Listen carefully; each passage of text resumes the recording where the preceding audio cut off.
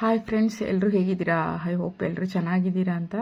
ನಾನು ಅಷ್ಟೇ ತುಂಬಾ ಚೆನ್ನಾಗಿದ್ದೀನಿ. ಯಾರೆಲ್ಲ ನನ್ನ ಚಾನಲ್ನ ಸಬ್ಸ್ಕ್ರೈಬ್ ಮಾಡದೆ ನೋಡ್ತಿದ್ದೀರಾ, ಪ್ಲೀಸ್ ಒಂದು ಸಬ್ಸ್ಕ್ರೈಬ್ ಮಾಡಿ, ಹಾಗೆಯೇ ಲೈಕ್ ಮಾಡಿ, ಶೇರ್ ಮಾಡಿ, ಕಮೆಂಟ್ ಮಾಡಿ.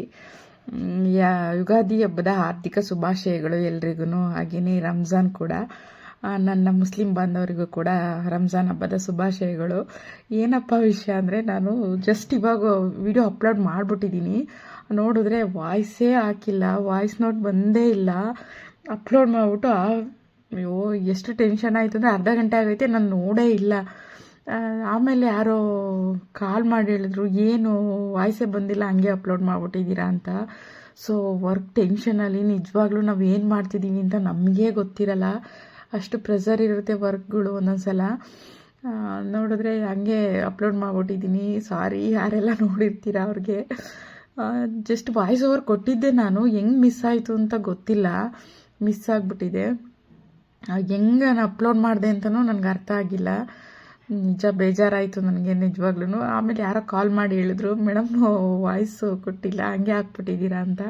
ಸಾರಿ ಎವ್ರಿವನ್. ಯಾರೆಲ್ಲ ನನ್ನ ಚಾನಲ್ನ ನೋಡ್ತಿದ್ದೀರಾ, ಪ್ಲೀಸ್ ಒಂದು ಸಬ್ಸ್ಕ್ರೈಬ್ ಮಾಡಿ.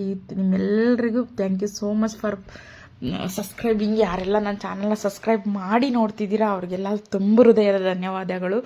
ಯಾಕಂದರೆ ನಾನು ನಿಜವಾಗ್ಲೂ ಇಷ್ಟೆಲ್ಲ ನಾನು ಮಾಡ್ತೀನಿ ಅಂತ ನನಗೇ ಗೊತ್ತಿರಲಿಲ್ಲ. ನನ್ನ ಮೇಲೆ ಭರವಸೆ ಇಟ್ಟು ನೀವು ನನಗೆ ಲೈಕ್ ಮಾಡಿ, ಶೇರ್ ಮಾಡಿರೋದಕ್ಕೆ ನಾನು ಇಷ್ಟೊಂದೆಲ್ಲ ವೀಡಿಯೋಸ್ನ ಮಾಡಲಿಕ್ಕೆ, ನಿಮ್ಮ ಮುಂದೆ ಇಷ್ಟೊಂದೆಲ್ಲ ಮಾತಾಡಲಿಕ್ಕೆ ಸಾಧ್ಯ ಆಯಿತು ಅಂತ ನಾನು ಅಂದ್ಕೊತೀನಿ.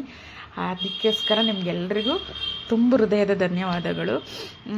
ಇನ್ನೂ ಒಂದು ವಿಷಯ ಹೇಳಬೇಕು ಅಂದ್ಕೊಂಡೆ ನಾನು, ಅದೇ ಬ್ಯಾಡ್ ಕಮೆಂಟ್ ಬಗ್ಗೆ. ಲಾಸ್ಟ್ ಟೈಮ್ ನಾನು ವಿಡಿಯೋ ಹಾಕಿದ್ದಾಗ ತುಂಬ ಜನ ಕಮೆಂಟ್ ಮಾಡಿದ್ರಿ, ಮೇಡಮ್ ಇದಕ್ಕೆಲ್ಲ ಯಾಕೆ ತಲೆ ಕೆಡಿಸ್ಕೊಂತೀರಾ, ನಾಯಿ ಬೊಗಳುತ್ತೆ, ಅದಕ್ಕೆಲ್ಲ ದೇವ್ಲೋಕ ಹಾಳಾಗುತ್ತಾ, ಹಾಗೆ ಹೀಗೆ ಅಂತ ಎಲ್ಲ ಸಪೋರ್ಟ್ ಮಾಡಿ ಮೆಸೇಜ್ ಮಾಡಿದ್ರಿ. ತುಂಬ ಥ್ಯಾಂಕ್ಸ್. ಹಾಗೆಯೇ ಇನ್ನೊಬ್ಬರು ಮೆಸೇಜ್ ಮಾಡಿದರು ನನಗೆ, ಏನಪ್ಪ ಅಂದರೆ ಸೋಷಿಯಲ್ ಮೀಡಿಯಾದಲ್ಲಿ ಇದೆಲ್ಲ ಕಾಮನ್ ಮೇಡಮ್, ಅದಕ್ಕೆಲ್ಲ ತಲೆ ಕೆಡಿಸ್ಕೋಬಾರ್ದು ಅಂತ. ಸೊ ನನಗೆ ಅವಾಗ ಅನ್ನಿಸ್ತು, ಹೌದಲ್ವಾ, ಯಾಕೆ ನಾನು ಯಾರು ಅಂತ ಅವ್ರಿಗೆ ಗೊತ್ತಿಲ್ಲ, ಅವ್ರು ಯಾರು ಅಂತ ನನಗೆ ಗೊತ್ತಿಲ್ಲ. ಆ್ಯಕ್ಚುಲಿ ಅವರು ನನ್ನ ಸಬ್ಸ್ಕ್ರೈಬರು ಅಲ್ಲ, ಮತ್ತು ಇನ್ಸ್ಟಾದಲ್ಲೂ ಅಷ್ಟೇ ನನ್ನ ಫಾಲೋವರು ಅಲ್ಲ. ನಾನು ಯಾಕೆ ತಲೆ ಕೆಡಿಸ್ಕೋಬೇಕು ಅವ್ರಿಗೆ? ಇವಾಗ ಒಳ್ಳೆ ಕೆಲಸ ಮಾಡ್ತೀವಿ ಅಂದರೆ 1000 ಜನ 1000 ಕಲ್ಲನ್ನ ಹಾಕ್ತಾರೆ. ಅದರಲ್ಲಿ ಇವರು ಒಬ್ಬರು ಅಂತ ತಿಳ್ಕೊಂಡು ನಾನು ಆ ವಿಡಿಯೋನ ನನಗೆ ಅನ್ನಿಸ್ತು, ನಾನು ಯಾಕೆ ಇಷ್ಟೊಂದು ರೂಡಾಗಿ ಮಾತಾಡಿದೆ, ಯಾಕೆ ಇಷ್ಟೊಂದು ಆ್ಯಶಾಗಿ ಮಾತಾಡಿದೆ ಅಂತ ನನಗೆ ಅನ್ನಿಸ್ತು. ಜಸ್ಟ್ ಡಿಲೀಟ್ ಮಾಡಿಬಿಟ್ಟೆ. ಏನು ಗೊತ್ತಾ, ನಮಗೆ ಬೇಕಾದವ್ರ ಹತ್ರ, ನಮಗೆ ಹತ್ರ ಇರೋರ ಹತ್ರ ಜಗಳ ಮಾಡಿದ್ರೆ ಅದು ಒಂದು ಏನೋ ವರ್ತ್ ಅನಿಸುತ್ತೆ. ಯಾರಿಗೋಸ್ಕರನೋ ನಾವ್ಯಾಕೆ ಇಷ್ಟೆಲ್ಲ ರ್ಯಾಶ್ ಆಗಬೇಕು ಅಂತ ಹೇಳ್ಬಿಟ್ಟು ನಿಜವಾಗ್ಲೂ ಆ ವಿಡಿಯೋ ಕಮೆಂಟ್ ಹಾಕಿದ್ಮೇಲೆ ನಾನು ನಿಜವಾಗ್ಲೂ ಡಿಲೀಟ್ ಮಾಡಿದೆ. ಹೌದಲ್ವಾ, ನನಗೆ ಆಗಬೇಕು, ಹೆಂಗಾದರೂ ಹಾಳು ಮಾಡ್ಕೊಳ್ಳಿ, ಹೆಂಗಾದರೂ ವಿಡಿಯೋಸ್ ಕಮೆಂಟ್ ಹಾಕಲಿ ಅಂತ. ನನಗೆ ಆಲ್ಮೋಸ್ಟ್ ಹೇಳಬೇಕು ಅಂದರೆ ಯಾವುದು ಬ್ಯಾಡ್ ಕಮೆಂಟ್ ಬಂದೇ ಇಲ್ಲ. ಬಂದ್ರೂ ನಾನು ಜಸ್ಟ್ ರಿಯಾಕ್ಟ್ ಮಾಡಿಬಿಡ್ತೀನಿ ನೋಡಿದ ತಕ್ಷಣ. ಅದಕ್ಕೋಸ್ಕರ ಇವಾಗ ಏನು ಮಾಡ್ತೀನಿ ನಾನು ಅಂದರೆ, ನೋಡಿದ ತಕ್ಷಣ ಜಸ್ಟ್ ಡಿಲೀಟ್ ಮಾಡಿ ಬಿಸಾಕ್ಬಿಡ್ತೀನಿ. ಅದನ್ನೆಲ್ಲ ತಲೆಗೆ ಹಾಕೊಳ್ಳೋಕೆ ಹೋಗಲ್ಲ. ಸೊ ನೀವು ಯಾರಾದರೂ ಈ ಥರ ಮಾಡ್ತೀರಾ ಅಂತ ನಂಗೆ ಕಮೆಂಟ್ ಮಾಡಿ ಹೇಳಿ. ನಾನಂತೂ ನಿಜವಾಗ್ಲೂ ಇವಾಗ ನೋಡಿದ ತಕ್ಷಣ ಡಿಲೀಟ್ ಮಾಡಿಬಿಡ್ತೀನಿ. ಬರಲ್ಲ, ಬಂದರೆ ಹೇಳಿದ್ದು, ಬಂದರೆ ಡಿಲೀಟ್ ಮಾಡಿಬಿಡ್ತೀನಿ.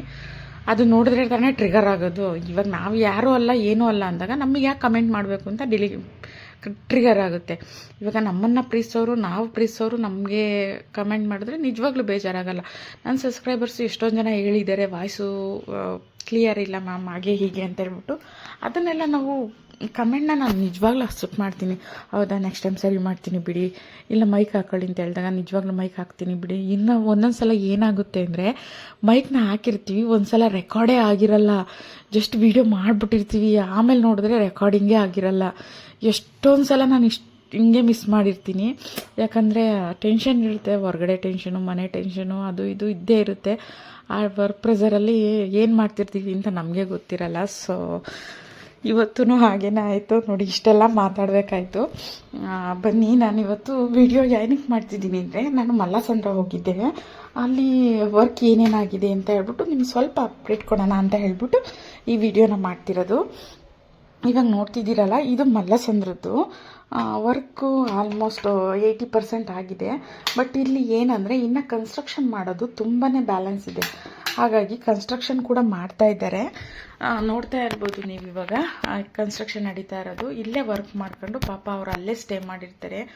ಎಷ್ಟು ಮನುಷ್ಯನ ಜೀವನ ಎಷ್ಟು ಕಷ್ಟ ಅಲ್ಲ, ಮಳೆ ಚಳಿ ಗಾಳಿ ಬಿಸಿಲು ಏನೂ ನೋಡ್ದಲೇ ಪಾಪ ಅಲ್ಲೇ ಶೆಡ್ ಹಾಕೊಂಡು ಅವರು ಕೆಲಸನ ಮಾಡ್ತಾಯಿದ್ದಾರೆ.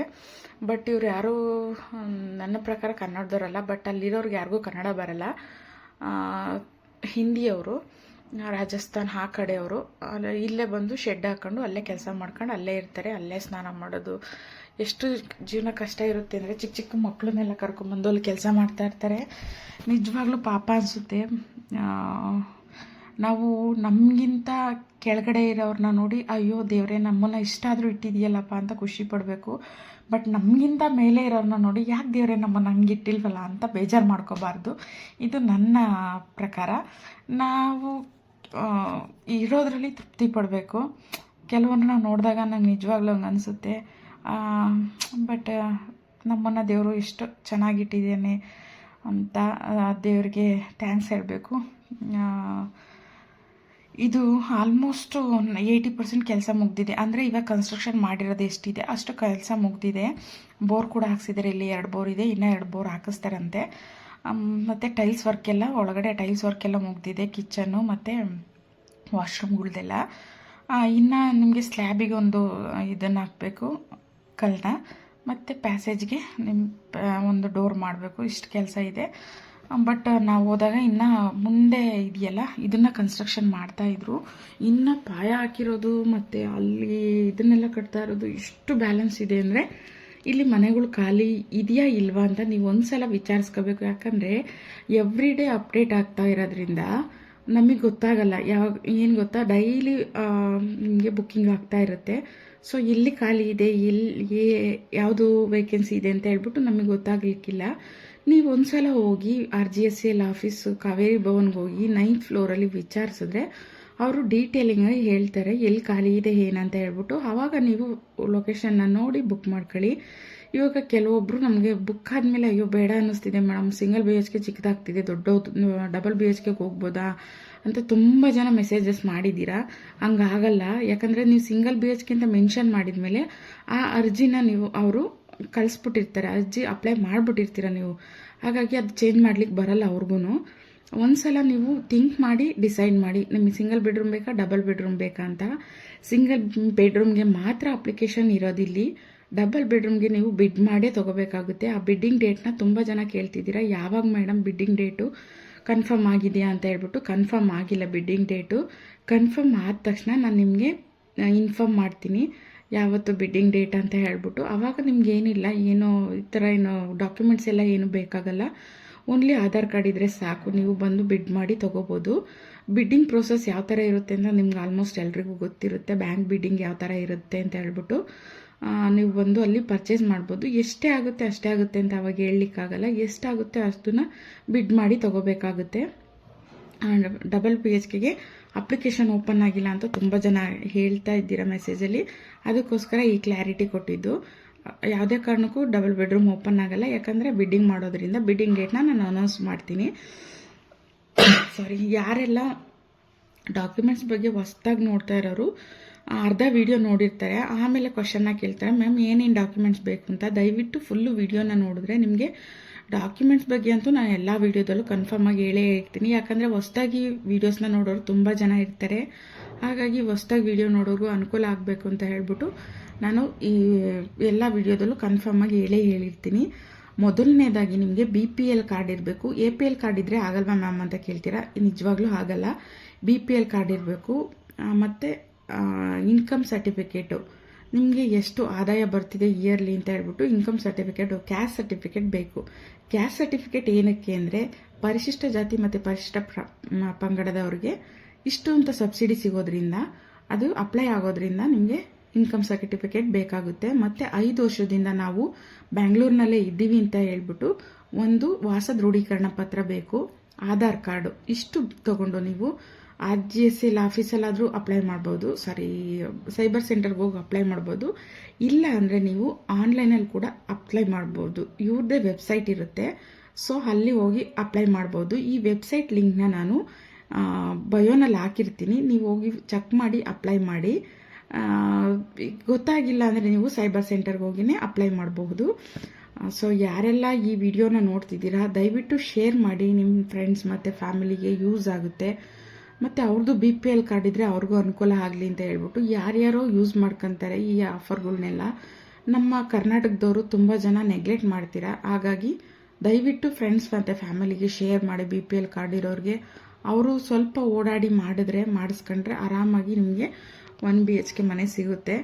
ಬಟ್ ನೀವು ಬಡವ್ರಿಗೆ ಅಂತ ಮಾಡ್ತಿರೋದ್ರಿಂದ ಸ್ವಲ್ಪ ಚಿಕ್ಕದಾಗಿ ಬರುತ್ತೆ, ಅಷ್ಟು ದೊಡ್ಡದಾಗಿ ಐಷಾರಾಮಿಯಾಗಿ ಕಟ್ಟಿಲ್ಲ. ಬೇಸಿಕ್ ನೆಸೆಸರೀಸ್ ಏನಿದೆ, 1 ಫ್ಯಾಮಿಲಿ 1 ಗಂಡ ಹೆಂಡತಿ ಮಗು ಇರೋಷ್ಟು 1 ಸಿಂಗಲ್ BHKನ ಕಟ್ಟಿದ್ದಾರೆ.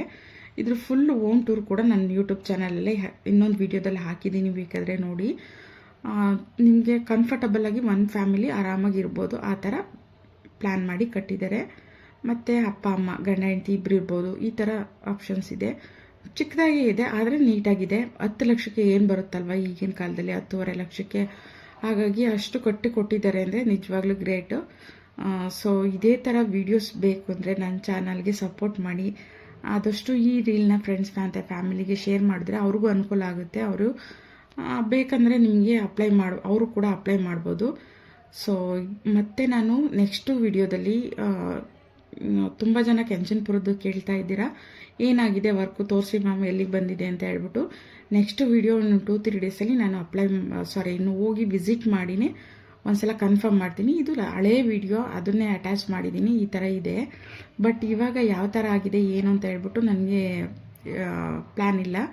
ಒಂದ್ಸಲ ನಾಳೆ ನಾಡಿದ್ರಲ್ಲಿ ಹೋಗ್ಬಿಟ್ಟು ನಿಮಗೆ ಇನ್ಫಾರ್ಮೇಷನ್ ಕೊಡ್ತೀನಿ. Thank you so much for watching. Next ವಿಡಿಯೋದಲ್ಲಿ ಸಿಗೋಣ. ಓಕೆ, ಬಾಯ್.